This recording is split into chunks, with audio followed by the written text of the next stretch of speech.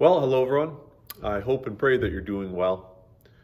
This past weekend here at church, we hosted Reverend Bruce Adama from the Henry Nouwen Society. And Henry Nouwen was a Dutch Catholic priest.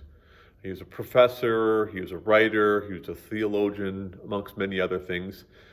And his writing was both patient and prolific. And it was about primarily God's love for us as God's beloved. And Nouwen once wrote this: "The spiritual life does not remove us from the world, but leads us deeper into it." And for me, that resonates very deeply. Over my shoulder, you see the new screen that Andrew has installed here in the fellowship hall. And on the screen, you see a picture of my family. And I'm thinking today about my children who are adults. They are off doing their own thing in places like Victoria and Prince George and North Bay, Ontario. And I certainly miss them. And if you were to ask me questions about them, I'm bound to tell you more than you asked. Because there's comfort in the retelling. I love my kids, I love my family. And I think that over the years, my walk with God has helped me to appreciate family and friends more as the gift they are to me from God.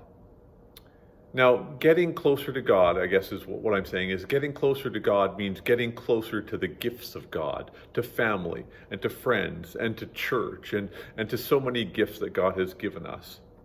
But it is also, to love is also a risk.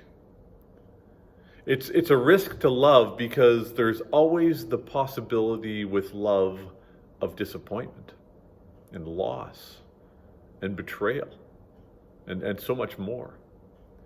Even though 1 Corinthians 13 promises that love never fails, we do know that people fail at loving. Now, the alternative to love, it seems to me, is apathy, or indifference, or even self-centeredness. Jesus chose to risk it all in loving us and in loving the world. And I think Jesus' love, the scriptures teach, Jesus' love paves the way for me to love. And so once again, turning back to Henry Nouwen, he writes this: "Every time we make the decision to love someone, we open ourselves to great suffering, because those we most love cause us not only great joy, but also great pain. The greatest pain comes from leaving.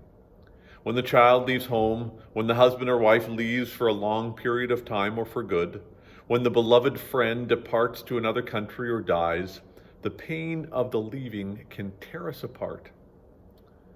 Still, if we want to avoid the suffering of leaving, we will never experience the joy of loving.